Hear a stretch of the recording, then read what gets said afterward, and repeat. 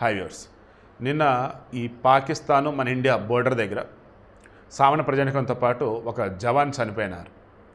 అతను ఉత్తర భారతీయ చెందిన పర్సన్, అతనికి నివాళి. బట్ ఈరోజు మన తెలుగు జవాన్ చనిపోయేసరికి ఇమీడియట్గా ముందు వార్త ఇద్దామనిపించింది. ఎందుకంటే విజయం గురించి చెప్పుకునే మనం అమరులైనటువంటి మన వాళ్ళ గురించి కూడా చెప్పుకోవాలి. మురళీ నాయక్, ఇతనిది సత్సాయి జిల్లా పెనుగొండ నియోజకవర్గం గోరంట్ల మండలం కల్లితండ గ్రామం. కల్లితండ వచ్చిన తండ. ఇతను వచ్చి చదువుకునే సోమందేపల్లి దగ్గర ఉన్నటువంటి నాగినాయిని తండ అని చెప్పేసి అక్కడ ఉన్నారట. ఈ సోమందేపల్లిలో విజ్ఞాన్ స్కూల్లో చదువుకున్నారు మురళీ నాయక్. ఈ పాకిస్తాన్ నుండి దుర్మార్గమైన దాడులు ఉన్నాయి కదా, అందులో మన తెలుగు జవాన్ వీరమరణం పొందారు. యుద్ధంలో చనిపోతే వీరమరణం అంటారు. మొన్న కానీ మనలో కానీ దాడులు చేస్తే ఈ టెర్రరిస్టులు చచ్చారే దాన్ని వీరమరణం అనరు. చచ్చిన వాళ్ళు అల్లా దగ్గరికి పోతారని చెప్పేసి ఆ టెర్రరిస్ట్ ముండా కొడుకులు చెప్తా ఉన్నారు. అల్లా దగ్గరికి పోరు, అల్లా కూడా వాళ్ళు దరిద్రపులు కూడా రానివాడు. పోయినరా బాబు పోయినరా అని చెప్పేసి.